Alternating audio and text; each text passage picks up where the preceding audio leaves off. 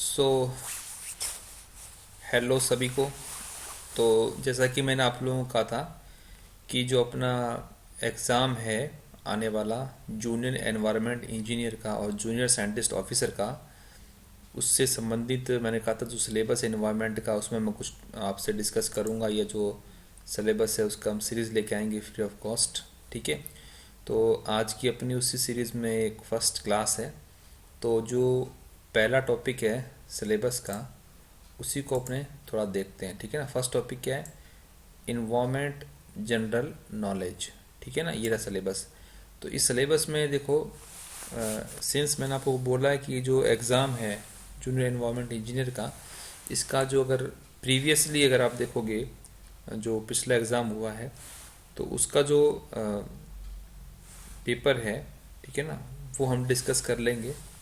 ठीक है ना। कल वो पेपर मैं आपके सामने लेके आऊँगा जो पिछला एग्ज़ाम हुआ है, तो उसको भी हम डिस्कस कर लेंगे। तो उसी पेपर के अकॉर्डिंग मैं आपको एक चीज़ क्लियर कर देना चाहता हूँ कि इसमें अगर कोई सोच रहा है कि भाई जो इन्वायरमेंट जो सिंपल पढ़ते हैं नॉर्मली, है ना, ग्लोबल वार्मिंग या फिर अपना एसिड रेन वगैरह, ठीक है ना, वो उससे पे क्वेश्चन होंगे। तो देखिए, इसमें एक लाइन लिखी है इसने फर्स्ट सेगमेंट में, द इन्वायरमेंट जनरल नॉलेज। ठीक है ना। अब जनरल नॉलेज का मतलब ये नहीं कि वो एक पर्टिकुलर टॉपिक पे आके बैठा हो। ठीक है ना। तो उसमें उसने इस सेक्शन में जो ये लाइन लिखी हुई है, this section will contain questions on national and international events related to environment and common understanding of environment process, NGT and pollution indices। अब देखो ये pollution indices क्या है। अगर आप देखेंगे अपने सिलेबस में जहाँ पे अपना आपको दिखेगा एयर पोल्यूशन वाला जो सेगमेंट है, ठीक है ना, वहाँ अगर आप जाएंगे, यहाँ पे देखते हैं आप, तो यहाँ पे भी आपको एयर और नॉइज पोल्यूशन जो है वहाँ पे आपको एक वर्ड दिखेगा, एयर क्वालिटी इंडेक्स। दिख रहा है आपको ये? तो जो इंडेसिस हैं, ठीक है ना, वो अपने आप में क्या है, इंडिकेशन है पोल्यूशन के। ठीक है ना। जैसे कि अगर हम देखें तो पर्टिकुलर मैटर होता है एयर में, उसकी लिमिट कितनी होती है, उसका लेवल क्या होना चाहिए, यो इंडिसिस है, पोल्यूशन इंडिसिस। अब पोल्यूशन में इसने कोई एयर तो बोला नहीं है ना, और अपने ये वाटर वाले में भी इसके कुछ लिमिट्स हैं। तो इस पोल्यूशन इंडिसिस में सब चीज़ें इंक्लूडेड हैं ऑलरेडी। ठीक है। अब बात करते हैं कि सिंस हमारा जो एग्ज़ाम होगा वो होगा ऑब्जेक्टिव का, तो ऑब्जेक्टिव के लिए क्या चीज़ सही रहेगी, है ना। पहली बात तो ये हम करते हैं। तो देखिए, मैं आपको एक चीज़ बता दूं, एक मैंने एक बुक देखी है, तो वो आपको मैं एक शेयर करता हूँ। ठीक है ना, आपके साथ। ये वाली बुक जो है इन्वायरमेंट की, R Gupta, objective environment science, doctor BB Singh. ठीक है ना। इस भी को वो थोड़ा हम जूम कर लें इसको। तो ये बुक है इन्वायरमेंट की। तो इस बुक को अगर आप परचेज कर लो तो इसमें 174 की है। ठीक है ना। बुक का कोई प्रोमो नहीं कर रहा मैं। तो इसमें आपको क्या है कि जो कुछ चीज़ें मिल जाएंगी, देखो मैं आपको दिखा देता हूँ साथ साथ में इसका रिव्यू। देखो इसमें थोड़ा सा रिव्यू दिखा रहा हूँ आपको। देखिए, जनरल इन्वायरमेंट साइंस के बारे में ऑब्जेक्टिव क्वेश्चन है सारे इसमें। ठीक है। बायोस्फीयर हो गया, इकोलॉजिकल जोन, अपना air water pollution, air pollution जो अपने सिलेबस में है, नॉइज पोल्यूशन सिलेबस में है अपने। ठीक है। इन्वायरमेंट इम्पैक्ट असेसमेंट अपने सिलेबस में है, इन्वायरमेंट लेजिस्लेशन अपने सिलेबस में है। यानी कि ये जो बुक है, छोटी सी बुक है, ये ज़्यादा लंबी चौड़ी भी किताब भी नहीं है, और ये आपके सारे जो टॉपिक्स है इसको कवर कर देगी। ठीक है ना। तो अपने कंटेंट पढ़ेंगे, उसके साथ साथ अगर आप इस बुक को सॉल्व कर लो तो आप एग्ज़ाम जो है वो अच्छे से दे दोगे। क्योंकि देखो, नोटिफिकेशन अभी आया हुआ है, 1 महीने का लास्ट डेट है फॉर्म फिल करने की, और ध्यान रखना इसका एग्ज़ाम जल्दी हो जाएगा। ठीक है ना। उम्मीद ये कर रहे हैं कि इसका एग्ज़ाम फरवरी के लास्ट तक या मार्च के फर्स्ट वीक में एग्ज़ाम हो जाएगा इसका, और अप्रैल मई तक आप लोगों की ज्वाइनिंग भी आ जाएगी इसमें। ठीक है। तो बहुत ही प्रक्रिया फास्ट होती है इसमें, है ना। लास्ट वाला जो एग्ज़ाम हुआ था 2017 में, उसमें भी जब नोटिफिकेशन आया था उसकी एक, जब नोटिफिकेशन की फॉर्म की लास्ट डेट थी, उसके जस्ट 1.5 यानी 1.5 महीने में एग्ज़ाम हो गया था इसमें। ठीक है ना। और ज्वाइनिंग भी फटाफट आ गई थी 2 महीने के अंदर अंदर। तो ध्यान रखना इसकी ज्वाइनिंग फटाफट आ जाएगी।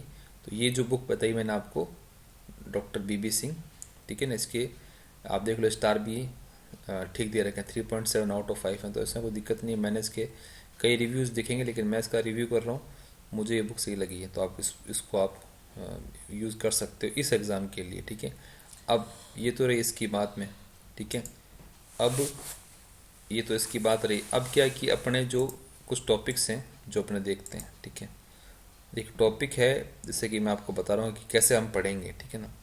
तो आज एक टॉपिक है जिसको मैं डिस्कस कर लेता हूँ, ताकि अपने जो उसको वापस पढ़ेंगे तो उसके अकॉर्डिंग क्या चलेंगे। तो आज फर्स्ट टॉपिक क्या बना, देखो एनजीटी एक्ट, ठीक है। तो आज इस क्लास में मैं आपको ये एनजीटी जो एक्ट है ना, इसके बारे में आपको पूरा डिस्कस कर दूंगा, ठीक है। तो देखिए मैंने क्या किया है कि एनजीटी एक्ट है, इसको पढ़ने के लिए बेस्ट जो अपना सोर्स है उसको यूज़ किया है, वो अपना क्या है गूगल, सिंपली विकीपीडिया पे मैंने इसको सर्च किया, तो देखिए आया है national green tribunal act, it is NGT, ठीक है। तो पहली बात, एनजीटी बना कब, तो एनजीटी बना कब, 2010 में बना था, ठीक है। It is an act of India, ठीक है ना, एक्ट ऑफ पार्लियामेंट हम कह सकते हैं। और ये किसमें देख लो, 245, कहने का मतलब ये एक्ट ऑफ पार्लियामेंट का मतलब ये होता है कि भाई इसको एक लॉ के थ्रू बनाया गया है, ठीक है ना, पहली बात तो ये हो गया, ठीक है।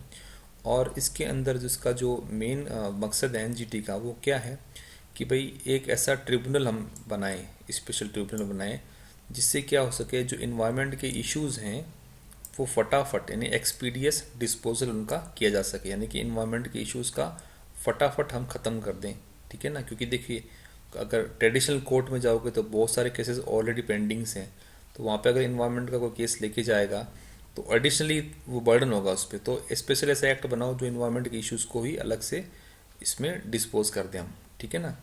और ये अपना जो आर्टिकल 21 है, protection of life and personal liberty, ठीक है ना, और उसका मतलब उसको देख के ये बनाया गया है, ठीक है। और इसका जो देख लिए, Delhi pollution control committee is department of control pollution India, यानी कि इसका जो एनजीटी है, इसका जो हेडक्वार्टर हम कह सकते हैं वो न्यू दिल्ली में इसका, ठीक है। अब इसकी एक डेफिनेशन लिखी हुई है, ये रही, है ना। तो देखो an act, what is NGT, NGT होती क्या है। पहली बात तो देखो क्वेश्चन कैसा बनेगा, ऑब्जेक्टिव सिंपल क्वेश्चन बनेगा कि एनजीटी की स्थापना कब हुई थी, पहला इजी क्वेश्चन 2010 में, इसको पता करना पहले तो, ठीक है। क्या ये एक्ट ऑफ पार्लियामेंट है, यस ये एक्ट ऑफ पार्लियामेंट है, ठीक है। फिर इसकी जो डेफिनेशन होगी उसको आप दे सकते हैं, व्हाट इज एनजीटी क्या है, an act to provide the establishment of NGT for the effective and expeditious disposal of cases related to environment protection, यानी कि एक एनजीटी एक ऐसा डिपार्टमेंट बनाया गया है जो इन्वायरमेंट के जो केसेस है उनको तुरंत रूप से उनको सॉल्व कर सके, ठीक है ना। ये एक एनजीटी का मेन मकसद इसका यही होता है, ठीक है।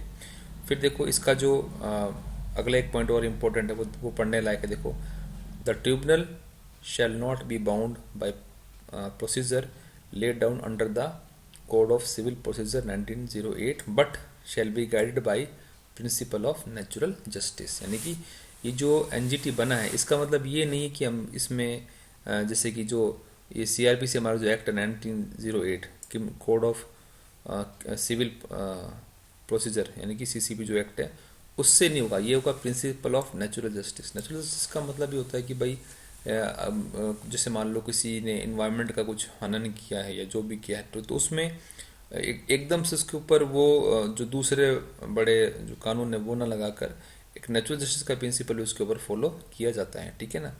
और फिर उसमें लिखा है कि भाई कि इसका जो ओरिजिन है वो कहाँ से हो रखा है, तो ओरिजिन आप देख सकते हो इसका यहाँ से है, that is United nation conference of environment and development UNCED, ठीक है ना, यहाँ से इसकी ओरिजिन हुआ है, ठीक है। इंडिया ने, भारत ने 1992 में जब ये समिट हुई थी, भारत ने वो किया था, भारत ने कसम खाई थी कि हम भी इसमें पार्टिसिपेट करेंगे और इसको अपने देश में लागू करेंगे, ठीक है ना। तो ये UNCED एक नई चीज़ हमको मिली है, तो इसको भी हम अगले कभी क्लासेस में इसको भी कंसिडर कर लेंगे, ठीक है। तो इसका इस पे क्वेश्चंस क्या क्या पूछ सकते हैं, तो पहले आपको मैंने बता दिया सिंपल, एक तो ये पूछ सकते हैं, ठीक है।